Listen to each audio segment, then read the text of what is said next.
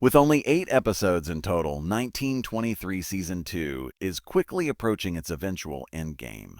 Episode 5 delivers on the Yellowstone origin story's epic Western promises, using only gunshots to guide the way. For those who felt the season had been a slow burn, this episode intensifies key plot points. Spencer remains on the run in Texas, while tensions escalate back in Montana with the Duttons.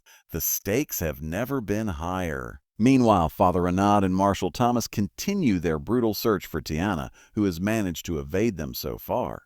Alex's journey to Montana remains a nightmare, with obstacles at every turn. In the previous episode, Run's his horse helped the ranchers with their wandering cattle, hoping that offering assistance would allow them to stay on the land.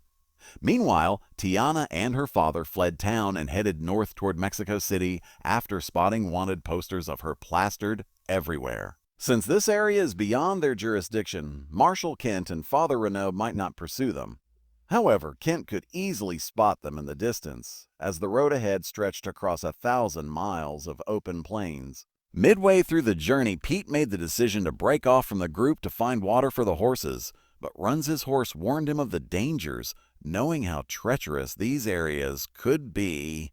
He feared Pete might get lost or worse, but Pete reassured Teonna, his true love, that he would return soon and wouldn't stray too far. By the end of episode 5, Pete spotted an animal and followed it down the valley, believing it would lead him to water. But to his shock, Kent and Renaud were already there. As Pete watered his horse, the men spotted him and began their pursuit. During the chase, Pete's horse stumbled, sending him tumbling to the ground. Before the screen cut to black, Pete managed to pull his firearm and aim at Kent.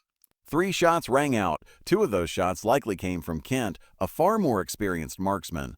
Earlier episodes have already demonstrated his deadly accuracy. He has killed multiple Native Americans in cold blood. Given Kent's skill, it's reasonable to assume he gunned down Pete in this encounter. Now, Teonna has even more reason to seek vengeance. Her grandmother, her sibling, and now her beloved have all been taken from her. But the only person who might be able to stop Kent and Renaud is Marshal McFadden, if she apprehends them before Teonna takes justice into her own hands.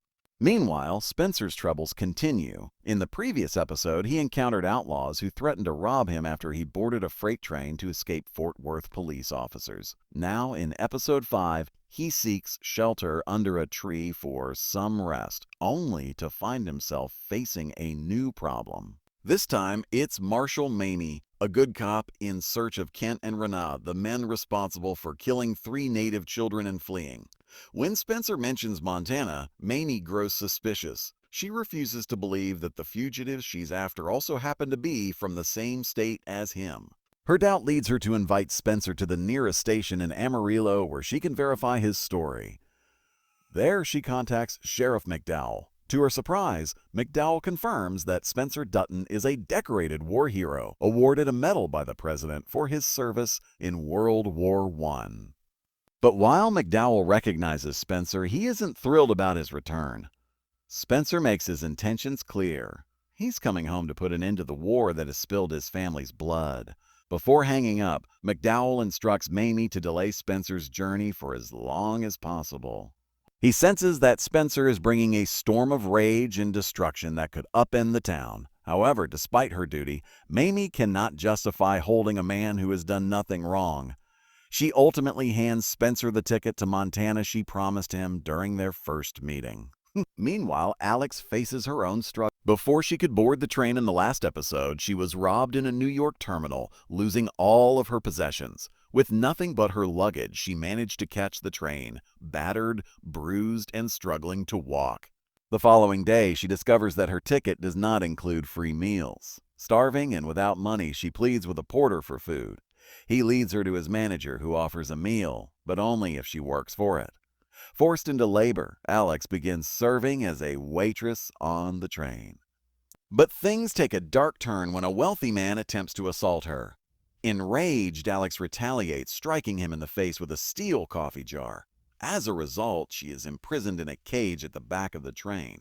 Despite her attempts to explain what happened, the authorities refuse to listen. The wealthy man's words hold more weight than those of a mere waitress. Alex is labeled a mad criminal and left locked away. When the train arrives in Chicago at the end of episode 5, Alex faces yet another trial. The authorities prepare to turn her over to the police. But just when all hope seems lost, an English couple named Hillary and Paul step in. They witness the assault and know the truth. Alex acted in self-defense. Thanks to their intervention, Alex avoids jail. However, another obstacle arises. Due to a heavy snowstorm, the train to Fargo is canceled indefinitely, leaving Alex stranded. With no place to go, despair sets in. Seeing her distress, Hillary and Paul extend a lifeline. They invite Alex to their home in Waukesha, offering her a place to stay and recover from her harrowing journey.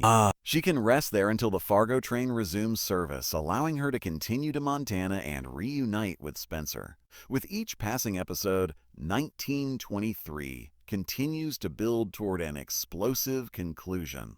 As tensions rise and paths converge, the battle for survival and justice is only just beginning.